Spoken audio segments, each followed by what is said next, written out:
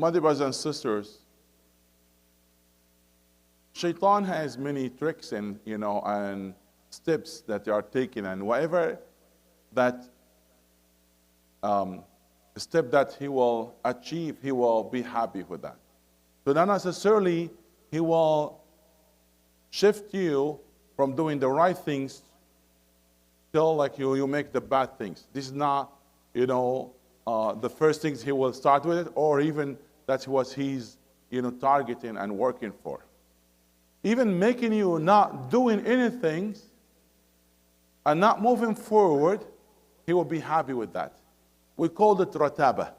In other words, when you're staying in your comfortable zone, doing nothing. You are okay with your situation, you are happy, you are satisfied.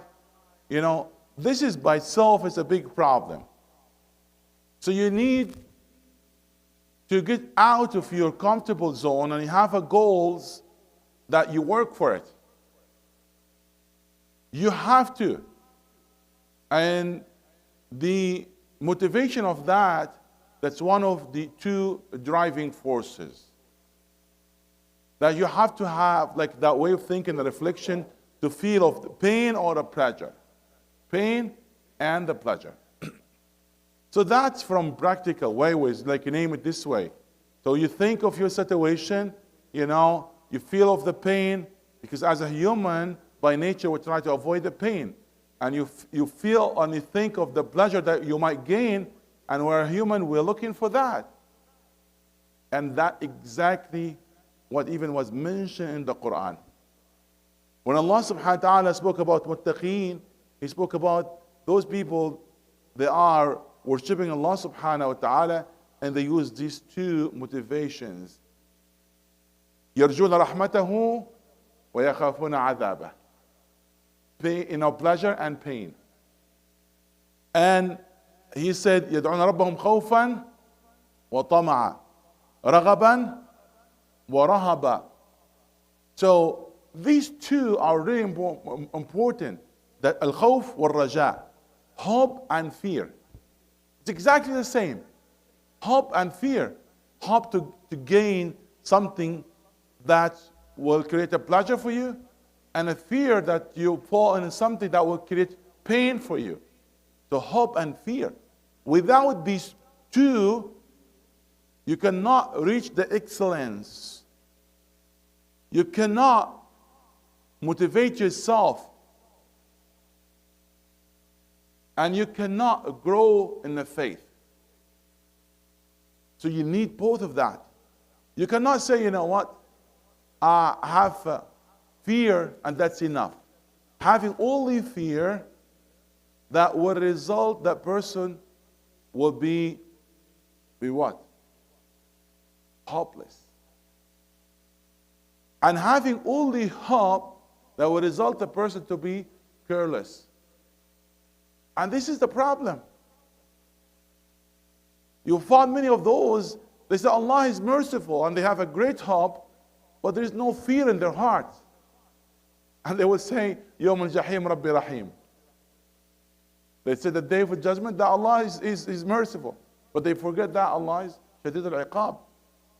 Allah named Himself with two set of names. One they call it Asma'ul Jamal, and the other one called Asma'u Al-Jalal. The names of mercy and the names of dignity. The names of mercy and the names of majesty. Both of that. The one of them shows the mercy and the other one shows the power. And we have to reflect upon the names of Allah subhanahu wa ta'ala. So some of the names will increase the dose of hope. Others will increase the dose of fear. So we need that both in order to fly to the mercy of Allah. You need the two wings. And in one side there's a hope, in the other side there's a fear. However, and sometimes we need to increase the dose of hope, and other times we need to increase the dose of fear. For our young generations, for our children, we have to teach them both.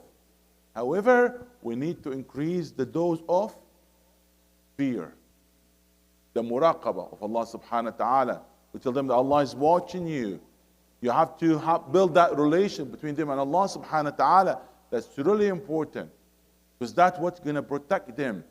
When they have that fear of Allah subhanahu wa ta'ala in dunya, Allah will protect them in akhirah. As in the hadith, Allah will never gather to fear for the person. If he was fearful for him in dunya, he would secure him in akhirah. فَمَنْ خَافَهُ فِي الدُّنْيَا أَمَّنَهُ فِي الْآخِرَةِ. So one of the things that we should work on it for ourselves and our family, especially our generations, that we have to try our best to teach them the names of Allah subhanahu wa ta'ala, to have these both, mixture feelings, and to have them understand the right aqeedah. They know Allah subhanahu wa ta'ala as supposed to be. فَمَنْ كَانَ بِاللَّهِ أَعْرَفْ كَانَ مِنْهُ أَخْوَفْ. So the one who knows Allah subhanahu wa ta'ala more, he will love him more, he will feel him more. Now we are asking how we could protect our new generation from all of these challenges outside. There's nothing but aqeedah, I'm telling you. Wallahi, there's nothing but aqeedah. When you have the right aqeedah and they have the strong faith, you don't have to worry about them. Even if they tripped, even if they made a mistake or stepped, they will go back.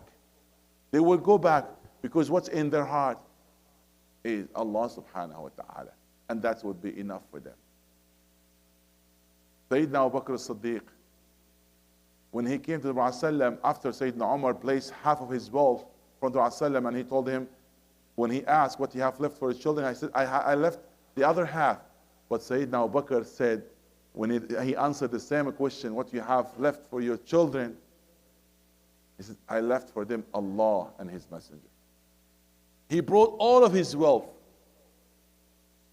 And he said, I left for them Allah and His Messenger. That's more important than the money. Most of our times, we work for them. Yes, we struggle because of them. We try to earn to make them having easy life. But we don't put much about what you put in their hearts and their mind. We worry about what we put in their stomach. We really focus on that, and we neglect the spiritual aspect. What we should feed them, we should feed them the right aqeedah. Increase the level of hope and those and the dose of fear.